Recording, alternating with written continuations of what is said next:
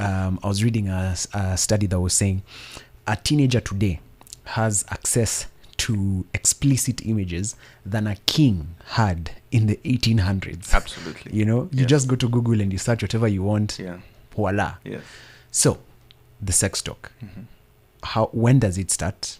How do you go about it? And how important is it to have with your kids? As soon as your child starts to speak, Okay, so that's when the conversation starts. So that's around five years old. Yeah. Yeah. 4, 5. So let me differentiate. Okay. So there's sexuality and there's sex. So the moment your child begins to speak, you begin to help them to identify their sexuality. I have a girl, and my girl notices that she sleeps in a different room from the boys' room. Ah, yeah. Why? Welcome to the Man Cave podcast. My name is Kevin Minor. I will be taking you through certain conversations with very special people. This is our first episode and I'm super excited to be here and host it. Alongside me is Bwana Philbert July. Hi, Kevin. How are you? I'm very well. Yeah. You must know of the Man Cave. Yes, I know Man Cave. Yeah? Yeah. So we decided we needed to do some podcasts due to public demand. This is awesome. Yes. It's actually a fantastic idea. I've been thinking about how do we keep conversations alive after that fantastic event. Yeah. And so this is very commendable. It is, as we gear up to the next one, which is coming up this October. I can't wait to be there. Yes. So we want to talk about fatherhood. Yes. And just understanding that, first of all, you are passionate when it comes to family and kids and fatherhood. And I just want to understand, even before we go into what we want to discuss, what got you here? What's the context of your passion? Yeah. Is it that you had like a trauma growing up? What's the passion behind all this? I hadn't had a trauma really, but I think it's something that has grown in me with time. I'd say I was raised in a Christian family, Christian background, and that really shaped who I am today. When I was growing up, my parents were available. My mom was housewife, farmer, and my dad was a school teacher. I happened to be going to the school where my dad was teaching. And so I would say my parents were very available at the time that I was growing up. I think growing up, one of the important things that I grew up knowing is that if you want to influence the community or the society, you have to start with the smallest unit. And the smallest unit happens to be the family. That's true. And therefore, if you want change in the country, you cannot do it on the political platform. Yeah. You have to start doing it in the family unit, because that's where the biggest influence comes from. Right. And therefore, that is how I have gotten myself here. Yeah. Where I believe that the change we want to see in the community, in our society today, can only begin at the family unit. I'm curious, even in your journey, because obviously you're a dad to how many kids? I'm a dad to 4. 4. Yes. Interesting. Yeah, that's a 3 big family. 3 boys and 1 girl. That's a big family. Yes. So how is your fatherhood journey, and especially with the awareness that you've gotten, how has your fatherhood journey evolved throughout the years, bringing these kids up? When you ask me about fatherhood, I think about it in 2 perspectives. One is my upbringing as a child, because I experienced fatherhood. And then secondly, it's now what I am doing with my children. Yes. So those are the 2 perspectives I'll give you. Okay. Now, growing up as a child, as I mentioned, my father was available in school, at home, and that gave me an opportunity to see a lot of things with my father. Yeah. One of the things that I strongly believe is that a lot of things are not taught. A lot of things are caught. And therefore, your children will mimic the things they see you doing as a father. If they saw you taking care of their mom, that is one of the things that they pick. And one of the things that I really saw with my father is the love that my father had for my mother. And that was modeled for me when I was growing up. It's something that I observed every other day. I never saw my parents engage in a confrontation in front of their children. That is something that I caught. I always saw my father wake up in the morning at 5 a.m. to do his devotion. Every single morning. Yeah. At 5 in the morning, my father would be up with my mom doing their devotion. Yeah. That is something that I caught. When I was growing up, I saw my father going for Friday prayers every single morning. Yeah. Or Saturday prayers in the morning. Yeah. At 6 in the morning. Wow. At 7, the prayers would be done in church. Yeah. And they'll be coming back at home. And therefore, at the age of about 12, I developed the interest of going for morning prayers in church. And that is something that has lived with me to date. Yeah. I value those moments. Yeah. One of the other things that I have seen is my father really valued us spending time together as a family when we are having meals. And therefore, mealtime was sacred. Yeah. And that is something that I have carried with me. Yeah. One of the other things is my father was, we call it Mr. Fix-It. When we used to have cows, zero grazing, when timber falls off, we would not look for a carpenter. It would be my dad would look for timber, and the kids would be us holding the timber, see him cut it. He would fix the boma, and therefore I grew up with that mentality of if something is falling apart, you actually can fix it, and that has come to me. Interestingly, translating now to my children, I'll give you some of the things that I intentionally do with my children. One of the things that I have done is I have painted my house with my children. Oh. Yes. Like, the whole house. Yeah. Yeah, do a makeover, we paint together. Yes, everybody becomes white, you know. And that's something that I have done with my children. Interesting. Fixing of bulbs, you know, something is falling apart, whether electrical or something related to carpentry, and I'd fix it. And actually my children call me Mr. Fix-It. Whoa! And that's what you grew up seeing. That's what I grew up seeing. One of the other things that will shock you is I can be a cobbler. Is that so? Yes. I didn't see it with my dad, but it's something that I picked when I was growing up. Okay. Because I grew up in shags, and I mean, affording slippers was something. It's quite a luxury. It was quite a luxury. Yeah. And therefore, if it was if the straps was split, you take it to the cobbler to fix it with the leather. I don't know if you've ever seen that. I've seen that. Yeah. And so when you do it repeatedly, I would go there and just observe. And because of that, I actually gained the skill of doing that. Yeah. And so at some point when I was growing up, I would replace the sole of my shoes. I'll be the one fixing the slippers in the neighborhood for my mom, for other people. Yeah. And I didn't stop it. Even when I came to uni, my shoes would be torn, and if I don't have the money, I'll do it myself.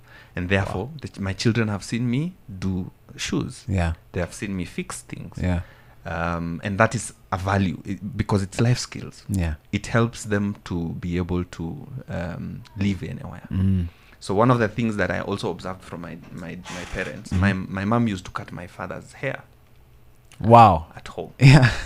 And my dad was a teacher, yes, mind you. So my mom was very good at it.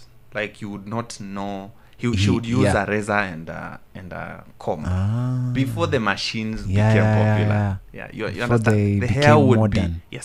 The hair would be same size and everything. Yeah. And so I picked that skill. I shave my children at home. Wow. So my kids don't go to the barber shop. I actually shave all my kids. I actually shave my wife. My wife likes keeping short hair. Yeah. She doesn't go to the barber. Sometimes I shave her at home. Yeah. So those are some of the many things.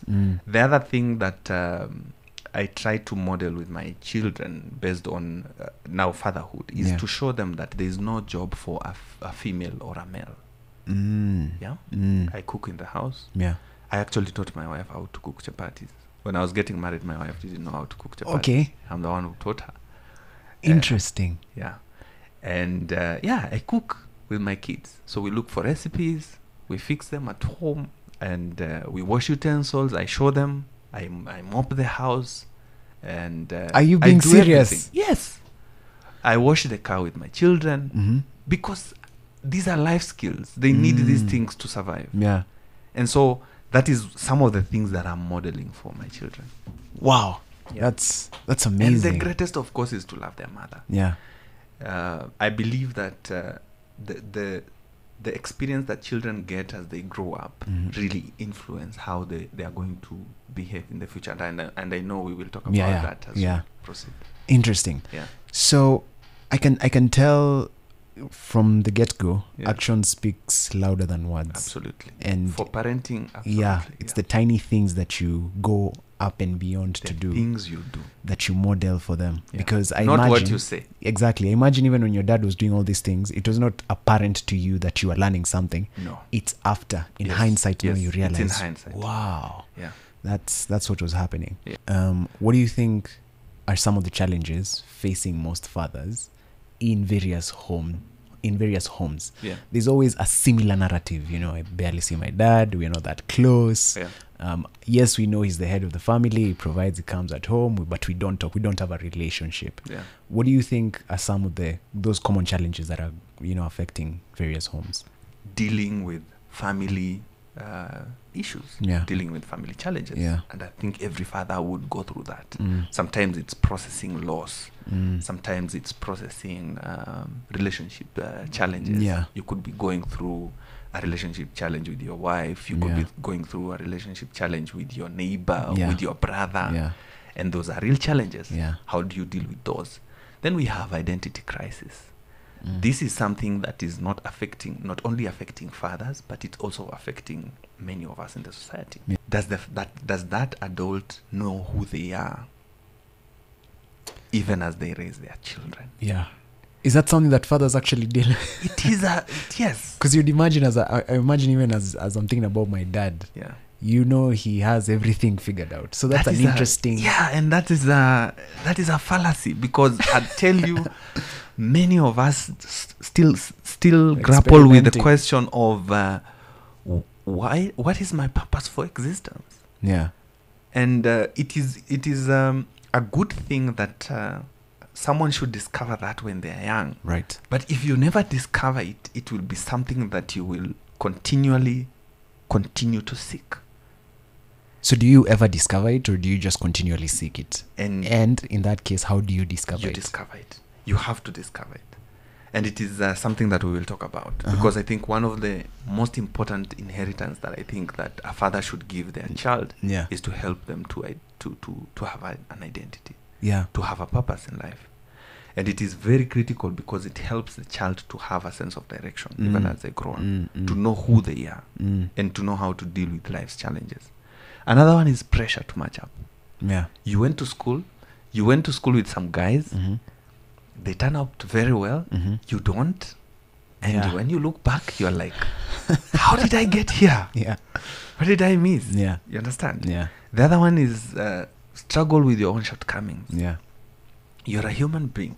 You have failures. And there are certain failures that are so glaring, and you cannot even face your children to talk about those challenges. Yeah. Say, for example, you got children out of wedlock. Yeah. And you're encouraging your children to leave and actually get married. And, how do you communicate that to them, that you need to keep your purity to the time you're getting married? You understand? Yeah. So dealing with those shortcomings, those are challenges that fathers go through. Yeah.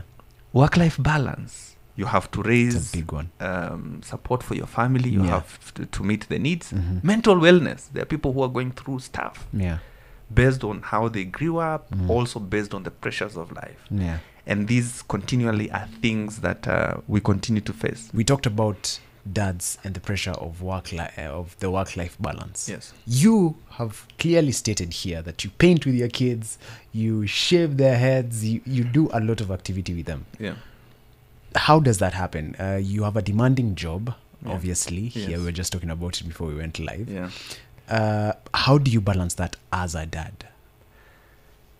So I think I normally say... And I also want you, before you answer, I want you to also answer that mentally. Because I found myself, I'm young, I don't have a family, but a lot of times I'm always thinking about work. Yes. And I can imagine most men at the level that they are at. Yeah. There is that. How do you also split that? Mind that nikiingia nyumbani ya my dad, nikitoka I'm dealing with work. Yes. How do you balance that to make sure you have enough time, mentally, spiritually, all these things? Yeah. Yeah. So Kevin, that's a very loaded question. I'm sorry. And you know, this person who is a father at the same time a worker is one person. It's one and the same person. Yeah. And there are expectations on both sides. There are expectations at work and there are expectations at home. Yes. And you need to meet both. So I normally say that my number one responsibility as a father is to my children, to my wife and my children. Yes. That is my number one responsibility. Yeah. I never confuse the fact that at the end of the day, when the rubber meets the road, the most important relationship is the relationship of your family. Between you. Those are the people you will go back to when things get tough. That's true. Even when you are sent home at your place of work, the only place that you can go is your home. You therefore must ensure that you're playing your role as a father at home, as a husband and as a father to your children. So that's number one, very important. But when you have a demanding job, it is important for you to have conversations with your stakeholders. And your stakeholders here is your family, that is your wife and your children. Okay. For them to understand, because it's not all days that my work is very demanding.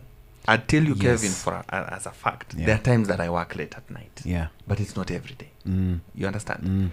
And when I'm working late at night, then I'd make sure that my wife understands that I am working late at night. And therefore, she needs to give me the support that I need to be able to do that work and do it in peace. Because if you don't do that, you will have unnecessary pressure from home. Yeah. While you have enough pressure at work. You understand? Right. So that's my perspective. I call it work-life integration. Yes. Not necessarily balance. Yeah. Because a balance is a fallacy. Yeah. It's not something that is tangible. Because the demands of the work would vary. Sometimes there's not enough work. Rather, the work is not as demanding.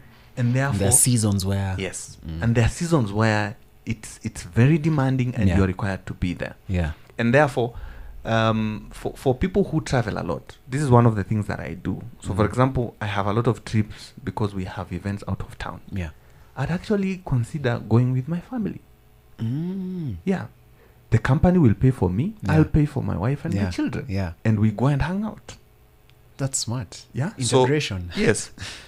So as much as I'm doing work and I'm having to travel because I don't have a choice, I have to fend for the family.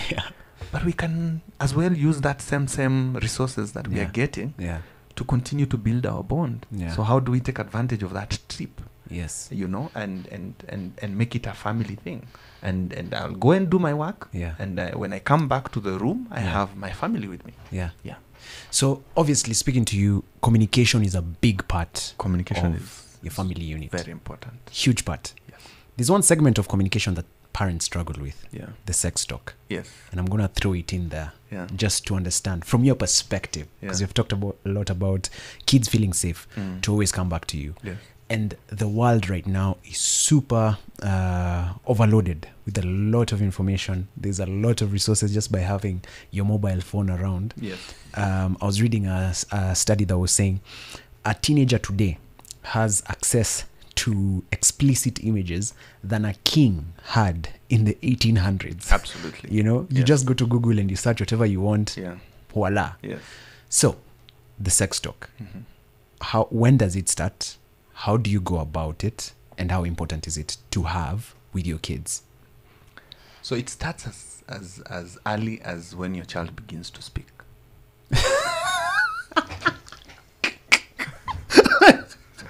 Why are you laughing? What do you mean? Why are you laughing?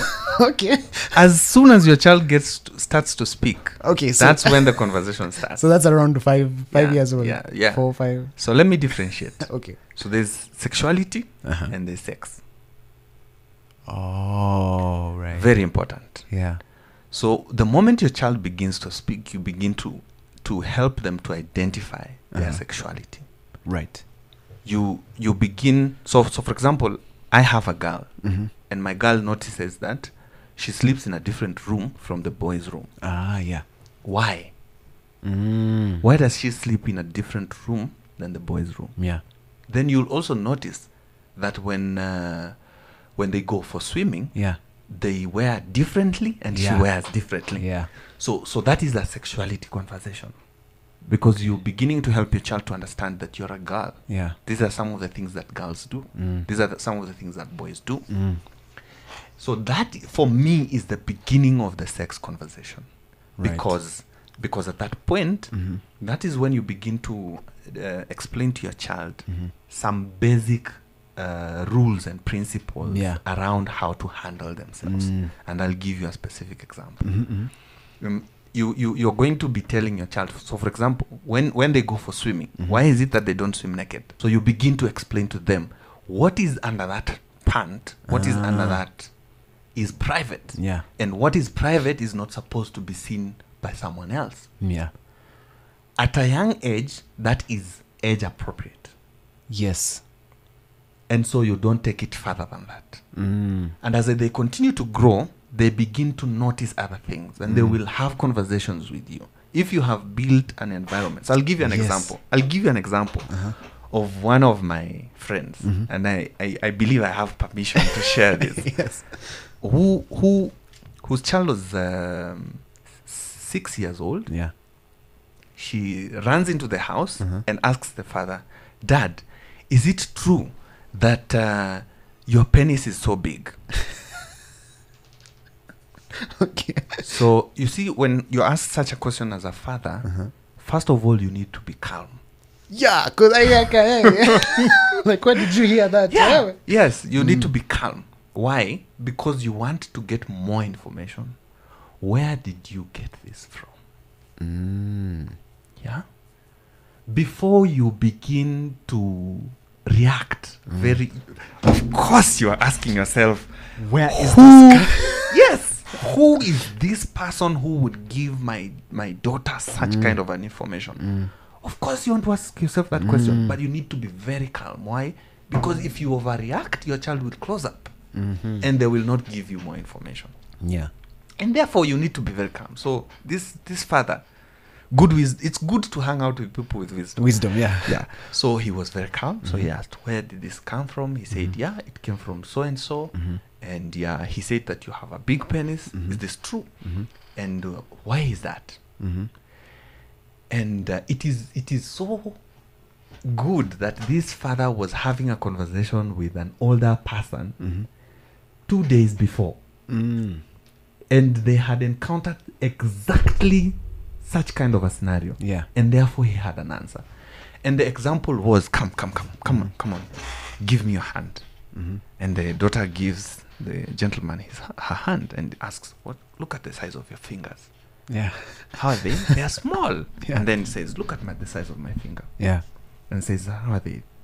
And the daughter says, they are big. Then the guy says, you know what? So when you grow, everything grows.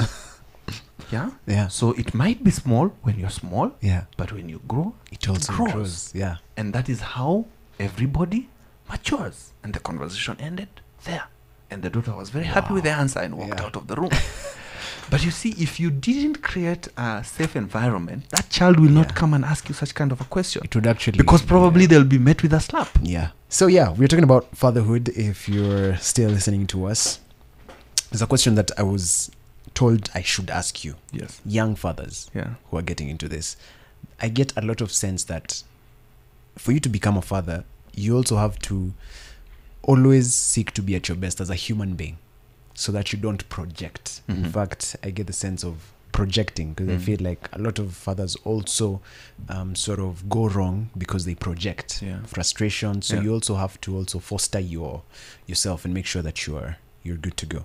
Young fathers, your advice to anyone who found themselves, a lot of them, not us, jump, tunaruka. Kisikia umefanya mambo unaruka. So what's your advice on that? I am a very strong believer in structures. And I wonder, you are wondering where that is coming from. So I'll give you an example. If you're given this amplifier for the first time and you've never operated it, and what does it come with? It comes with a manual. Right?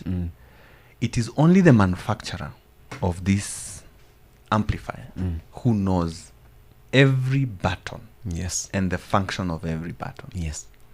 I want to believe that human beings are created, and my faith teaches me that they are created by God. And God has given us a manual. And that manual is the Bible. And in there, you will find everything you need to know about parenting. Interesting. About to give myself a Bible. So that if there was one advice that I'll give any father, is that ground your parenting principles based on your creator, on the person who is going to give you those children, because he knows them and he knows what is best for them, and he has put it somewhere. You just need to read that stuff. That's the resource. In fact, my next question was best resource for fatherhood. So the first one is the Bible. The first one is the Bible. You need to map yourself with people who share the same values with you. Because one of the things that I believe is that children are raised by a community. I don't know if you grew in that era, but personally I grew in that era where if you made a mistake, even your neighbor will spank you. And they will go and report you to your father, and you'll get even a father beating. I believe that children are raised by society. And for us in our age today, because we are in a very individualistic society. So if you look at even the estates, the way we are building, everybody wants their perimeter wall, 9 meters high, so that when I'm in my compound, nobody can see me. So that's fine. Build your home, have your perimeter wall. But the significant adults who interact with your children, don't leave it to chance. Create that community. Create that society that you want to raise your child. Because at any given time, you will be having society events. You will be having community events. You will be having community engagements. How will your child be interfacing with those community events? So be intentional. Be intentional as a father to say, I want my children to grow up with people who share the same values with me. And in that, I found a lot of wisdom in that, because personally, I have mapped certain families that I hang out with, and we share the same values. So over time and time again, we meet and we discuss, how are our children doing? What are you struggling with? How can we reinforce this? That person reinforces it. Therefore, when they meet with your children, all of them share the same values. The same principles. Don't leave this thing to chance, man. That's so interesting. Map your stakeholders. Map the teacher who is an influencer to your child. Map the media, that is us guys, who is an influence to your child. What do you want your children to consume? How is it going to shape their future? How is it going to shape their character? How is it going to shape their perspective of life? Don't just allow anything. Stand firm. And that's where, for me, that's where the responsibility of fathers come. And I was telling you, I'll give you another practical example. Today, Kevin, if you're not 18, we will not allow you to drive on the roads of Kenya. That's true. Why? And that's by government. Now, why would you as a father buy a smartphone and give to your child who is 10 years old? You personally mentioned to me when we were starting this conversation that teenagers have access to content that kings did not have could not You have had to kill someone else's husband to to even be able to get that information. Yeah. But today they have it at the click of a button. It's creating a From lazy where I sit, generation. I think you need to train your child to use that phone before you give it to them. Yeah. The same way you take them to school for driving, to ensure that they have a driving license before they start driving on the roads. Yeah. I think you need to give them some form of training on how to use the phone, how to use the phone responsibly. Yeah. Even if they are big on content. Yes. Because that's one thing, that kids are creating content at the age of 2. At the age of 2, yeah. Teach them how to create content that has a positive impact on the society. Not, one of the challenges that we have today is we are doing, for example, even prostitution on gadgets. That's true. Things that were ordinarily happening in closets are now being paraded online. How do you help your child to not be part of that? Yeah. We have to train them. We have to teach them. And we don't know it all, because every other day, everything new is coming. Yeah. And that's why I was telling you now, those are the shortcomings that we experience as fathers. That's true. Because sometimes you find that your child is more aware than you are. Yes. So how do you keep up? You have to keep up. Relationship with your kids. You have to keep up, my friend. You have to know what is new. You have to know, and is it safe for my child? Yeah. Because let me tell you, my friend, today you will hear a child telling you, I am playing this kind of a game. And some of those games are ratchet. They're so bad. Some of those games are actually messing up with the psychology of your children. And you have no clue as a parent, because you have no interest in those things. You have to know what is in that game. Will you allow it for your child to play it? Of course, you will not know all of them, and therefore allow the ones that you know. Don't allow the ones that you don't know. That's true. When he tells you, I want this kind of game, you tell them, I have to scrutinize it first. Let me first play it. Yes. So what's the age cap for you for giving children phones or gadgets? Oh, man. So mine was 16. I had set an age limit of 16 for me to be able to give my child a phone. But I was really, really messed up because one of the family members decided to gift my child a phone when they were 13. Again, the importance of mapping stakeholders. Yes. Because that means I didn't do a good job of letting people know. Yes, of letting my stakeholders know that when you're buying a gift, don't buy a phone. you understand? Yeah. So I have had to accelerate my training of the gadgets. But let me tell you, I have put some guidelines. Yeah. Okay. At some point, I've even withdrawn that gadget. Yeah. For purposes of... Just for purposes of helping this young person. Yeah. And this is where now parental guidance comes in. Yeah. You know, as parents, we say, just allow the child to use their phone. Let me tell you, my friend, you have to guide these children. Yeah. You cannot leave that responsibility to anybody. That's true. You are the parent. They are not. Yes. They are your children. Yeah. You have to guide them. And you're the steward. You are the steward. They have been given to you as a gift. You have to shepherd them. Yeah. Yeah. Amazing. As we wrap up, I have one more question to you. Yep. You're a dad. You are seemingly doing well. Probably best dad. Whoa. No, but all in all, you're really passionate about this. Yeah. Looking back to where you are now as a father, what is the one advice you wish someone told you? Or someone gave you? I think one of the things that someone should have told me is that children are different. Number one. And therefore, you cannot use one template for every child. That's one. Wow. Even your children. Your own children. Yes. They are different. Very different. Wow. Okay. You cannot say, I raised my firstborn Like very this. well. And therefore, I am going to succeed with my secondborn. Wow. You will be shocked. You will be given one for your life. Yeah. So that's something that I'm learning every single day, because my 4 children are individuals in their own right. Yeah. Very different. And each one of them has a specific gifting, a specific talent, a specific personality, and I need to meet their needs. Yeah. As a father, sometimes you can even get confused. Yeah.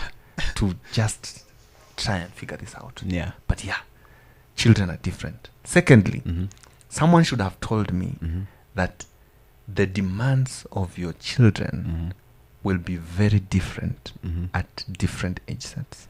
They change. Wow. Nobody prepares you for the next stage.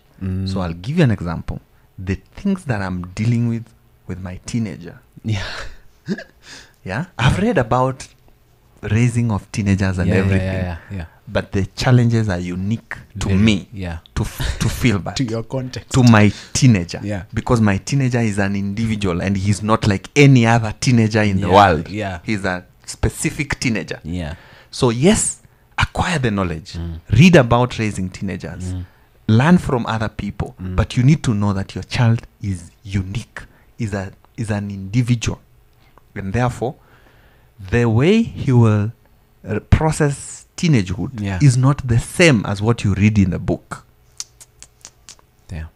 It will be specific to him. Be available as a parent to learn. Amazing. Philbert, thank you so much. We could go on and on. Thank you, so Kevin. many questions, Thank you. but we're running out of time. Thank you. But thank you so much for making time. That was the Man Cave podcast, our first episode with Philbert. Hope you have learned something. I have definitely learned a lot. Despite all that, I can tell that fatherhood is fulfilling. Yes. And when you when you're engaged with your kids and you're doing it right, it's something worth going into. On to our next episode. I'll see you then. But until that time, please remember, we have an event coming up, the Man Cave. It's the 3rd edition. I think. It's the 3rd edition. Yes. Please check out the details right below this podcast. Get your tickets. We will be there having such conversations in much more depth. So if you love this, please share it and please keep it locked on the Man Cave podcast. Until next time, see you then.